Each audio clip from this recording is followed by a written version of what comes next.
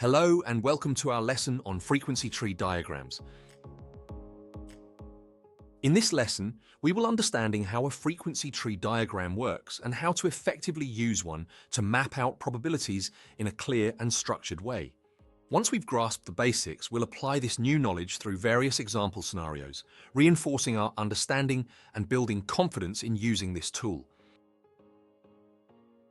In our previous lessons, we've established a strong foundation by covering probability notation, understanding the symbols and structure used to denote probabilities. Secondly, we covered the addition law. Thirdly, we covered sample spaces, understanding how they represent all possible outcomes. With these core concepts firmly in place, we can now introduce frequency tree diagrams. These diagrams are another useful method for formatting data, similar to the two-way tables we looked at last lesson, and they allow us to organize and visualize complex probability situations systematically. Let's get started! To begin with, let's define what a frequency tree diagram is. Think of it as a visual representation of events and their frequencies, structured like a tree.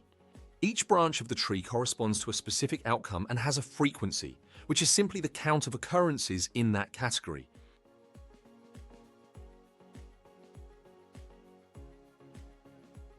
Here's how a frequency tree diagram works step by step. Start with the initial category. At the base of our tree, we have the total number of cases or initial category. For example, let's suppose we have 100 students participating in a survey about their favorite subjects. We will start by simply writing out this figure. The next step is to break down the initial category into subcategories. For example, we might first divide the students by gender, male and female. If there are 60 males and 40 females, you would draw two branches from the starting point. Here you would label one male with a frequency of 60 and the other female with a frequency of 40. Next, we can further divide these subcategories. Let's add another layer by categorizing students based on their age, under 14 years and 14 years or older. Suppose out of the 60 males, 40 are under 14 and 20 are 14 years or older. For the females, let's say 25 are under 14 and 15 are 14 years or older. Here, we have drawn branches from each gender category accordingly and labeled them with their respective frequencies. You can continue to add more details. For instance, within each age group, you might want to categorize based on their favorite subjects. Repeat the process of drawing and labeling branches as you add more specific subcategories.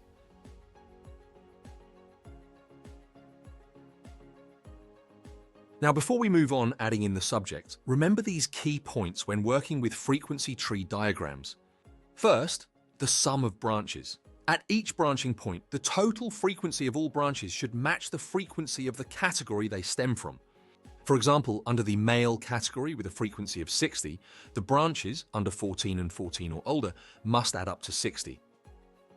The next key point is to focus on one path. As you trace a path down the tree, the frequency becomes more specific.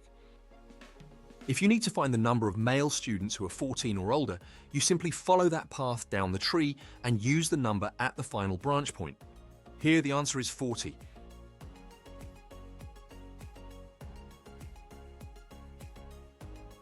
To see this in action, imagine you've broken the students' preferences down even further. We now also have detail about their favorite subject.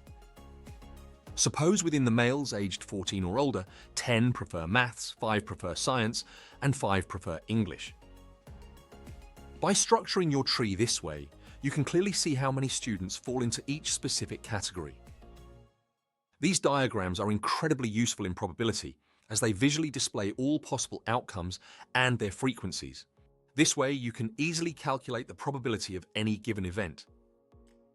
For example, to find the probability of a randomly selected student being a male 14 and over who prefers science, you follow that specific path down the tree and use the relevant frequencies.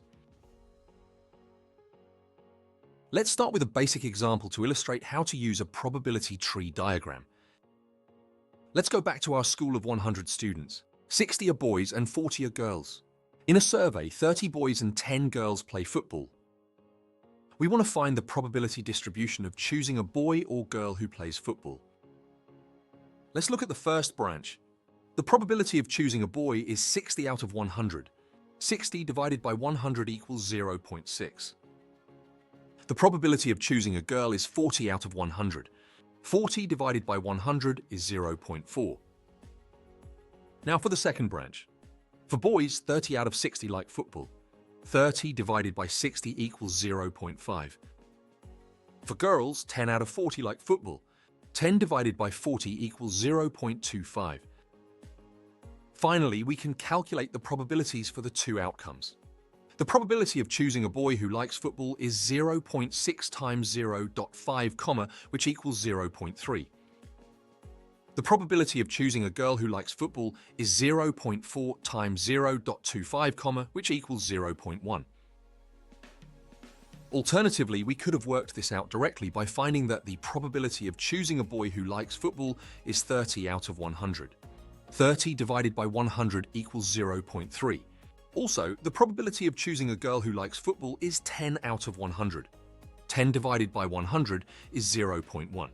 If we wanted to work out the probability of girls and boys who do not play football, we would do the same thing, working out the missing numbers on the branches by ensuring they total to the original amount.